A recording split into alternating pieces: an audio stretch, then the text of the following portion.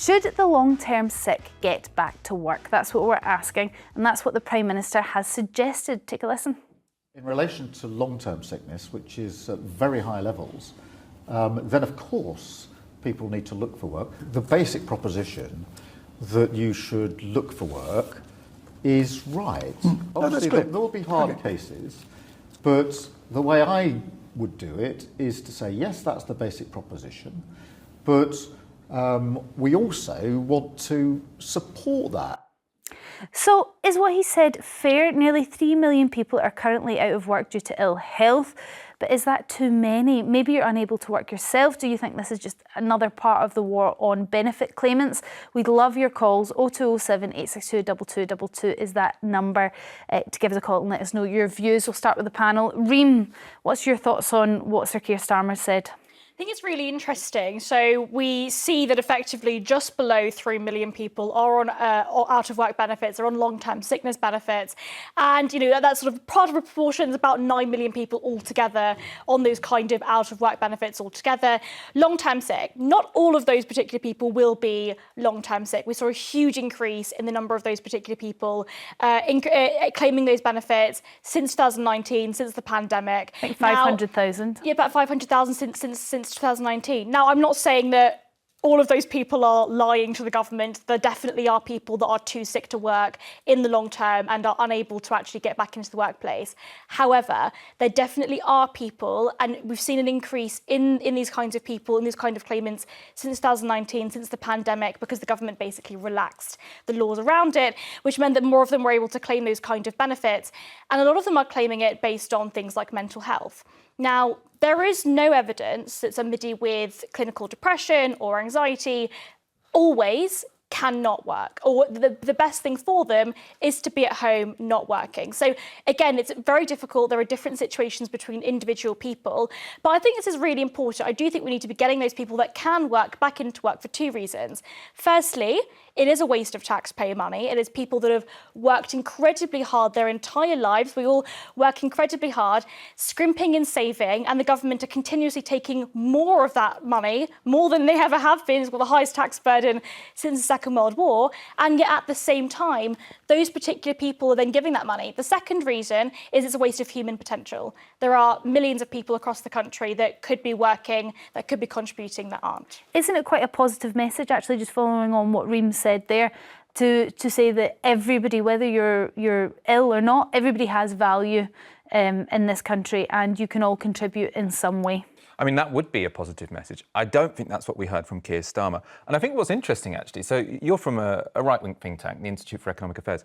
I think you sounded more reasonable than Keir Starmer there, right? Because what you were saying, Reem, is that some people who are on sickness benefit, probably it would be good for everyone for them to be looking for a job, because I think getting a job can sort of raise your spirits, your self-esteem, and the increase that we have seen since the pandemic does suggest that something's going wrong. Now, I don't think we should have a punitive approach where sort of we punish people if they don't go back to work. I think there's lots of things we can try before that. But Keir Starmer there seemed to be suggesting everyone on long-term sickness benefits should be looking for a job. And to me, that just sounds completely bizarre. And not just bizarre, I imagine there'll be lots of people listening to that at home who are on long-term sickness benefit, who have the kind of illness where they think, me getting a job, that's ridiculous given the situation I'm currently in. And so not only do I think it's mistaken what he's said, I think it's quite irresponsible, because I think there might be a lot of people sitting at home who are already having a very difficult time dealing with really appalling ill health, probably waiting too long for NHS appointments. And now the Prime Minister is going on television and saying, any of you, if you're on long-term sickness benefit, you should be looking for a job right now. And I think that's actually quite disgraceful, really. I think it's really interesting that the point about the NHS, I mean, clearly, if all of those people are genuinely too sick to work, then, so if we are to take it all at face value, all of those people are genuinely too sick to work, that is a scandal. That is a health scandal. That is a health crisis. We're talking about a fifth of the adult working population in Manchester, one of the most successful and vibrant cities in the United Kingdom. So either some of those people can work and some of those people are maybe not necessarily lying to the government or lying to authorities, but actually being told that they are too sick to work and able to do that. And again, we're talking about things like mental health. For a lot of people that are, for example, clinically depressed, if you're being told that you can be on those kind of benefits and you're staying at home, actually it means that you're more likely to sort of get into that kind of cycle. It's interesting that you said either some of them are lying, or they are all long-term sick, or there's a health crisis. Well, there is a health crisis. We've got waiting lists in the NHS. We've just been through a pandemic, and I do wonder whether that played a role in that 500,000 people. Let's speak to Jackie from Birmingham. What's your view on what Sir Keir Starmer said? Good morning, well, afternoon now. I've worked since I was 17, come straight out of school, straight into a job. I'm 51 now, but in 1998 I had an horrific car crash. Paralysed from the waist down for 6 months until I could have my surgeries. Had 2 surgeries since. Now, despite that, I've got better. Well, not got better. It's left me with back injuries for the rest of my life.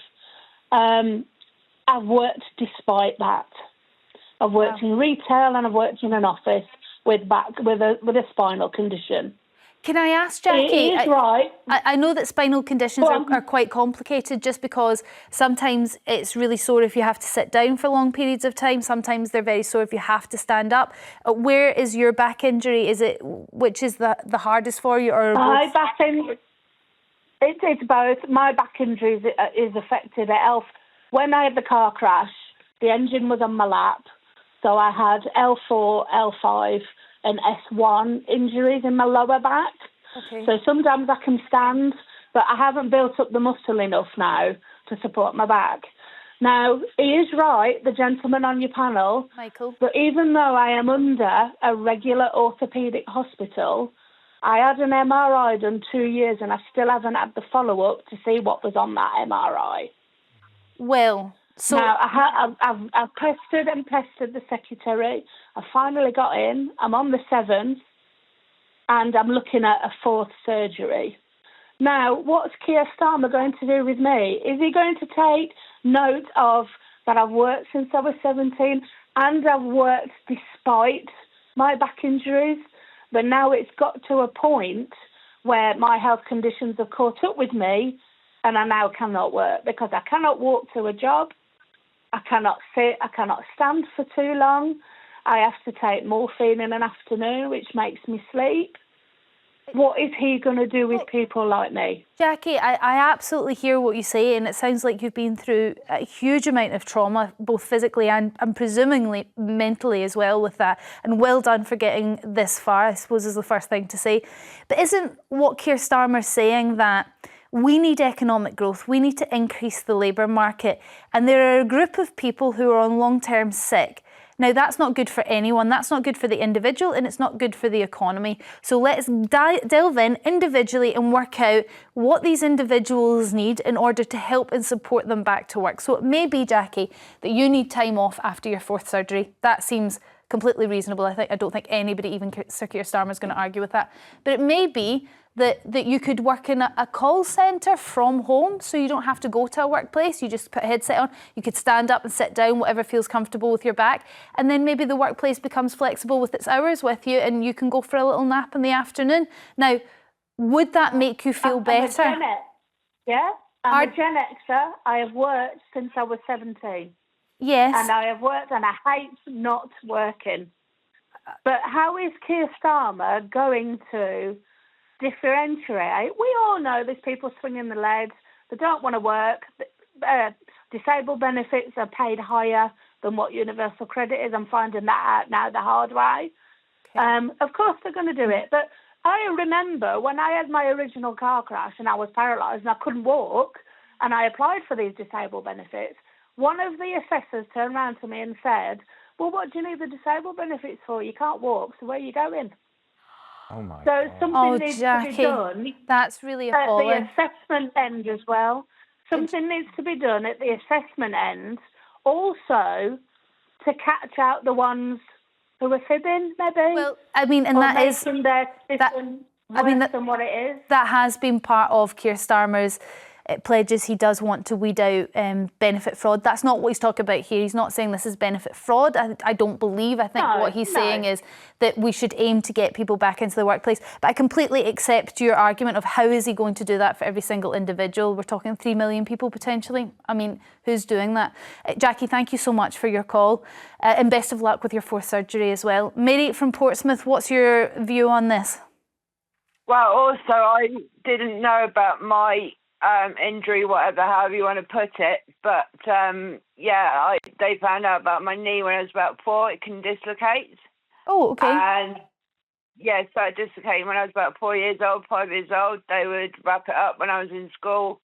Since then, 2006, I would use a push bike to keep it strong. Again, I've worked since I was 15. I'm now just gone 40. I've had 3 surgeries. They've worked each time in the era. The 3rd one, there was only 3 consultants in the country that did the operation. They'd only done 100 operations at the time they did my surgery. But what I would say to Keir Starmer, if they would want to put me into work and put me as a waitress, if I was to be carrying a tray of glasses, my knee dislocates, the pub ain't going to pay for the damages. Mary, I doubt waitressing would be something that they would be putting you up for.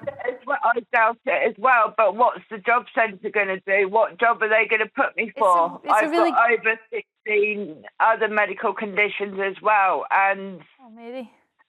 I mean, that's what I look at.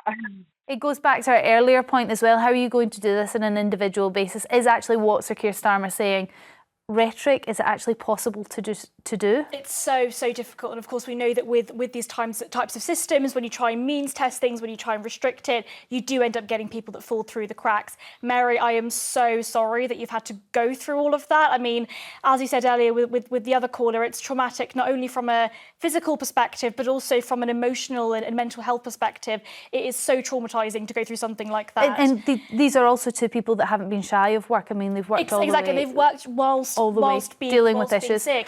But doesn't that just show, I mean, the fact that those particular people are working whilst they are still sick, whilst they are still ill, and yet those particular people, when they try and go on to long-term sickness benefits, remain on them, and those are the people that do.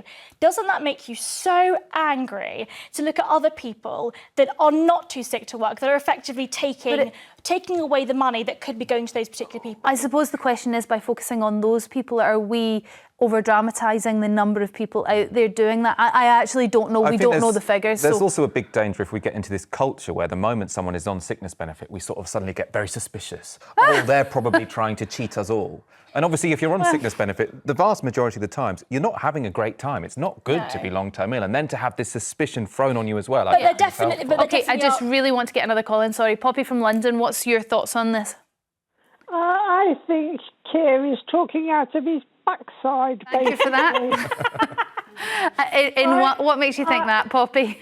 I am long-term sick. I'm restricted to bed full-time and have been for, 20 years plus. Hey, wow. Okay. And I've worked from home.